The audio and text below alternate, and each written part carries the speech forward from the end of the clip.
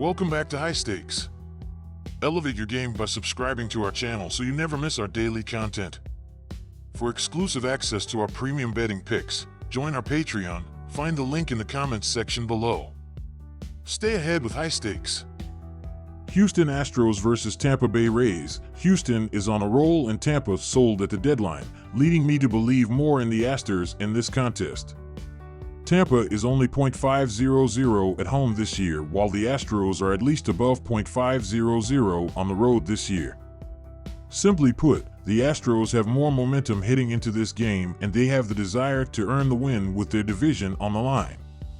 Bradley's last start has given me some pause to bet on the Rays, so I will be taking the Astros with the money line. These are two of the top 8 bullpens in the MLB right now, and both starters can be considered the respective aces of the staff. In their most recent series earlier this month, the total number of runs scored in each game was 1, 7, and 5. Houston is nearly 20 games above .500 on the under this year, and Tampa has also hit the under in the majority of their games this season. In their last 9 matches, the Rays have hit the under in 7 of those. The Astros have gone 6-3 in their last 9 on the under as well. Tampa traded away some key pieces on offense, and against Valdez, it will be a tough challenge for them to score. Take under 7.5 runs. Texas Rangers versus Boston Red Sox. Coming into this series, the Red Sox have lost 4 in a row, and the Rangers have lost 4 of 5 games. These teams met earlier this month in a 3-game series in the Lone Star State where Boston won twice. The Sox pitching has struggled as of late, giving up 31 runs in their 4-game slide. While Bello has an ERA north of 5.00, he has been pretty good in his last 5 starts where he did not give up more than 3 runs in any of them. He will have a decent game on the hill and get some support. Maul is only making his 2nd start of the season, being injured for most of it. He was good in his season debut and may be decent in this game, but the Sox will get some runs off him and the Texas bullpen, which only ranks 26th in the majors in bullpen ERA. Boston will take this series opener and snap their 4-game losing streak. Take Red Sox to win. The total went over for all 3 games when these teams met earlier this month, but I am still leaning towards the under in this game. Bello has been pretty good in his last 5 starts where he did not give up more than 3 runs in any of them and will pitch well in this game. Maul has been on the injured list for most of the season and had a good start in his debut. He may pitch well again, but it likely will not be a long outing, and he will hand the ball to the Texas bullpen, which only ranks 26th in bullpen era. The Sox will get some runs, but not many, and add a pretty good start from Bello, and you get the under for this series opener. Take the under 9.5 runs. Kansas City Royals versus Minnesota Twins. Singer has produced a 3-6 record and an ERA north of 5 in his 12 starts versus the Brewers. He has won only once at Target Field in 5 tries. The Royals have struggled versus the Twins recently, losing 5 of their previous 7 matchups and 7 of 8 at Target Field. The Twins hit a robust .275 with a .827 OPS against the Kansas City pitching staff in their prior 11 games at home, so look for them to have runners in scoring position throughout the contest. Twins batters excel at home this season, ranking 1st in the league in home slugging percentage with .460. The Twins have flourished while playing in front of the home crowd in 2024, winning there at a 60.7% clip. They have won 6 of their previous 7 games at home and swept the Chicago White Sox last week. Minnesota picked up the pace in August, winning 6 of their 9 games. Lopez has been very effective versus the Royals, generating a 4-1 record with a 2.41 ERA in 5 starts against them. The stats and trends strongly support a Minnesota victory at home in the first game of the series Monday. Take the Twins to win. Singer has generated a 9.15 ERA in 20.2 innings at Target Field. The Royals pitching staff has produced a bloated 6.10 ERA with a 1.52 whip over the past 2 seasons at Target Field. Both squads rank high in several key offensive categories, including top 10 rankings in batting average and slugging percentage, so both teams have the tools to score quickly in bunches. In addition, the Twins rank first in the league in home slugging percentage, so look for them to add a significant amount to the total. Minnesota hurlers rank in the bottom half of the league in multiple key pitching categories, so they may have difficulty stopping Kansas City's potent offense. The Royals have gone over the run total in 5 straight games overall and 2 of 3 on the road. They have scored 5 runs or more in 5 consecutive games. The Twins have pushed or gone over the run total in 5 of their last 8 games. Most signs point to a higher scoring affair in Minnesota on Monday. Take over 8 run. Los Angeles Dodgers versus Milwaukee Brewers. This will be a great battle between the Dodgers and the Brewers. Both teams are leading their respective divisions. The Brewers are 1.5 games back of the Dodgers and the Phillies for the best record in the National League. The Dodgers are coming off of an extra innings victory on Sunday, while the Brewers have won 5 of their last 6 games. The Dodgers will have Clayton Kershaw starting in this game as the left-handed pitcher is making his 3rd start of the season. He has struggled in his first 2 starts, but this could be a good chance to get his season back on track. The Brewers are hitting .214 against the Dodgers in 3 games so far. Milwaukee is also starting Freddie Peralta, who has an ERA of 4.40 during home games. The Brewers have also lost 3 straight games that Peralta has pitched at home. The Dodgers have won 6 of their last 8 games. Take Los Angeles Dodgers minus 1.5 runs. The Dodgers and the Brewers will be on the offensive prowl on Monday night. Milwaukee is hitting .265 since the All-Star break.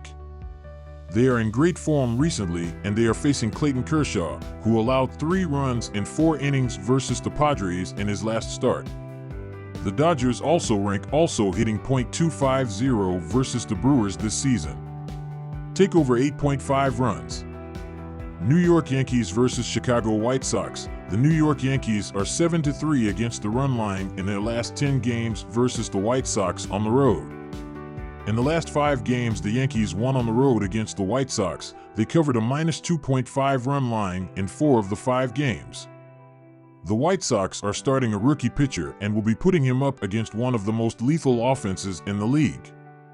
Chicago also leads the league in home runs allowed this season, something the Yankees excel in and will likely take advantage of. I am taking the New York Yankees at minus 2.5 runs. The Chicago White Sox have an over-under record of 1-4 in their last 5 games. The New York Yankees have an over-under record of 1-4 in their last 5 games versus the White Sox on the road. The Yankees will come close to covering this game themselves, but they are not going to get much help from the Chicago offense. This game looks to be a one-sided affair with the Yankees dictating most of the score. I am siding with the under at 9 runs. Toronto Blue Jays versus Los Angeles Angels. These pitchers are not doing too well, and these starters are going to essentially be a wash. When diving into the last 6 games, these teams are on 2 different leaves as the Blue Jays are scoring 3.67 runs per game while the Angels are averaging 5.17 runs per game. Throughout the season, these bullpens are giving up some runs as Toronto is 29th in the majors with a 5.03 reliever ERA while Los Angeles is 23rd with a 4.25 bullpen ERA. Go with the Los Angeles Angels to win here. When looking at how these pitchers have been doing since the All-Star break, they are giving up runs as the Blue Jays are 1-1 with a 4.09 ERA and a .250 batting average against an 11.0 innings, while Davis Daniel is 0-1 with a 6.48 ERA and a .324 opposing batting average in 8.1 innings. Since the All-Star break as a team, they are giving up runs as Toronto is 25th with a 5.33 team ERA while Los Angeles is 15th with a 4.08 team ERA. Go with over 9 runs in this game as the better option. Colorado Rockies versus Arizona Diamondbacks. These 2 teams have not seen each other since the earliest parts of the season. The Diamondbacks were able to snatch an early 5-2 advantage in the head-to-head between these division foes, and that was back when they were not nearly what they have become now in the second half. Arizona has rattled off 7 straight series victories since the All-Star break, becoming the hottest team in baseball in the process. The Rockies did earn themselves a little pat on the back for their series win over the Braves, but they remain rudderless and also without knowledge of who they might throw in this to start. Given the run of form for the D-backs offense, this could spell big trouble for the visitors. In their 4 wins against Colorado this season, the Diamondbacks have an average margin of victory of 5.2 runs per game, with only 1 win coming by just a run. Take the Diamondbacks with the run line. The early season matchups between these two had the over going 4-3 as the teams combined to average 10.1 runs per game. There have been a combined 124 games between these two which have hit the over this season, as both pitching staffs are prone to allowing some big, crooked numbers. Colorado's staff gave up a combined 21 runs in 3 games against the Braves over the weekend, and they've yielded at least 5 runs in a game in 5 straight games. Arizona's staff gave up at least 5 runs twice in 4 games versus Philadelphia this past weekend and in 5 of their last 10 games. Lucky for them, their offense has produced bigger numbers most nights, scoring 23 runs in their last 2 games and scoring 6 runs or more in 5 of their last 8 games. Take the over 8.5 runs. Pittsburgh Pirates versus San Diego Padres. This should be an interesting matchup on Monday night, but let's face the facts, these two teams are trending in completely opposite directions. The Pirates have dropped 9 of their last 10 games, while the Padres are 16-3 SU in their last 19 contests. Furthermore, San Diego just swept Pittsburgh in Pennsylvania last week. Take San Diego Padres minus 1.5 runs. Keeping it with Musgrove, while he was hot heading into his injury, there is no telling which guy will get on Monday night. He has struggled overall this year, posting a 5.66 ERA and 1.48 WHIP. Between Musgrove and this San Diego bullpen, which is a pedestrian 16th in ERA, 4.02, and 14th in WHIP, 1.26, I can see Pittsburgh's offense putting up a couple of runs and helping push the game over. But make no mistake, the crux of this overplay is due to San Diego's red-hot offense.